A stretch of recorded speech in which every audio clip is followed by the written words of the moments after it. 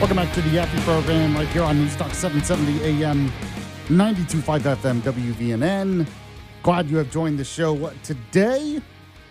I am Alabama's voice of reason. And as AI said, and AI, they get everything right. I think it was Grok said that many people compare me to Rush Limbaugh. What can I say? All right, let's end the show like we usually do. We have the Yaffee program rewind.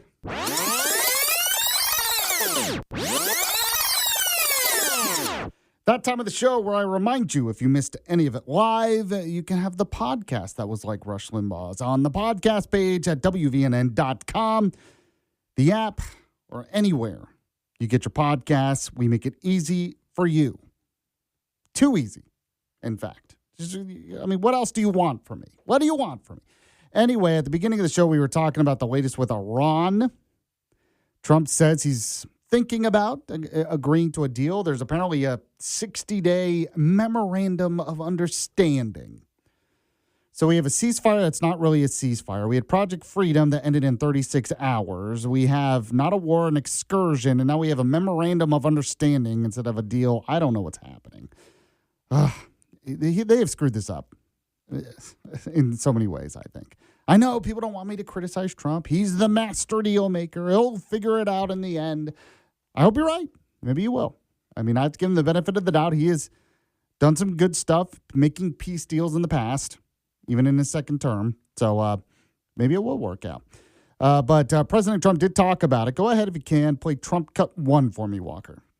Is there a line that they would cross for you to go on the offensive again militarily? Well, a deal that wasn't going to be good for us is the line, ultimately, because, I'm playing it out and we're going to see. And that's what I do. I negotiate. They negotiate. They're very good negotiators. They're crafty. But in the end, we have all the cards. Okay. And then he was asked, the economic ramifications. Do you have to think about the political ramifications of all of this? Play Trump Cut 2. I'd imagine if you could have timed things perfectly, having a conflict just in front of the midterm elections at a time like this isn't ideal. You acknowledge the high gas prices.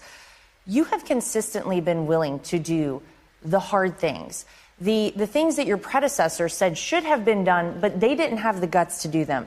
You have taken them on, and Iran is a great example of that. Well, you have a problem, a structural problem, because you have the midterms, you have the elections. Well, that's going to go on for hundreds of years, every 2 years. So you have really a very small window. So if you wanted to play that game, then you would wait till the midterms are over, and then the following hour, you'll attack Iran because they cannot have a nuclear weapon. Most people agree with me on that. But then it gets maybe carried into, the next election, whether it's a midterm or not. So you have a very short window for doing anything having to do with war. But I don't view that window. I view it, I have to do what's right. So, that's good.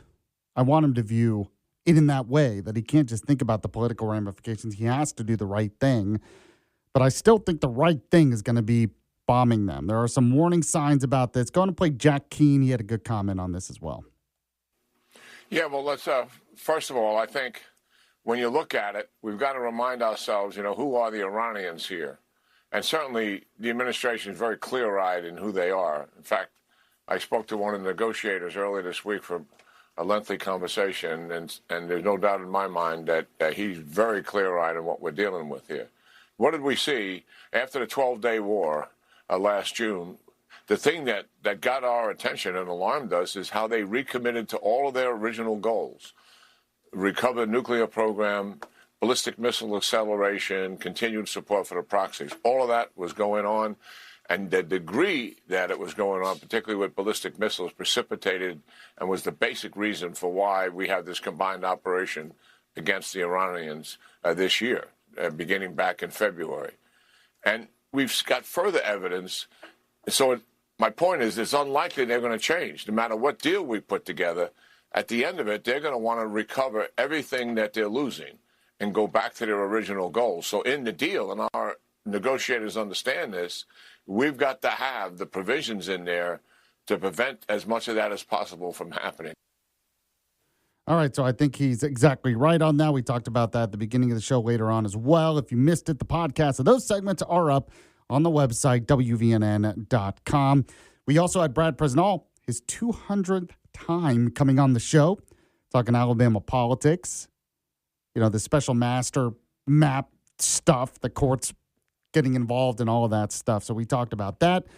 We also talked about how crazy some of these left-wing protesters are in New Jersey outside an ICE facility where they're literally shouting for the ICE officers and cops to kill themselves. Oh, that's going to convince the Trump administration. Now they're going to take your claims seriously and everything else. It's absurd. I don't know why they think that helps them.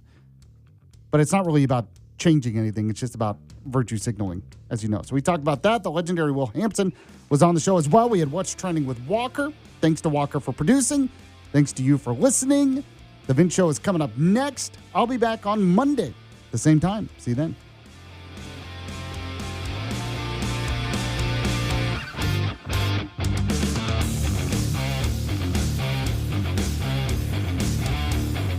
The Yaffee Program.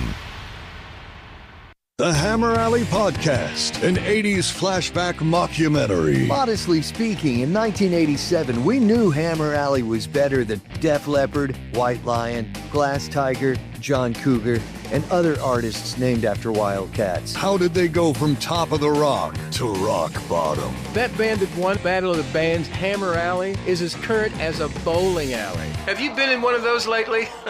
Hammer Alley. Follow and listen on your favorite platform. The Hammer Alley Podcast, an 80s flashback mockumentary. Back in the 80s, there were 1,000 bands trying to make it in the world of rock, but there was one band that had it all, Hammer Alley. Whatever happened to Hammer Alley? How did they go from top of the rock? I'm looking for a music video. They're a band from 1987, Hammer Alley. Ever heard of them? To rock bottom. Dude, I was born in 1987. Oh. I can't believe he's doing this. Hammer Alley. Follow and listen on your favorite platform.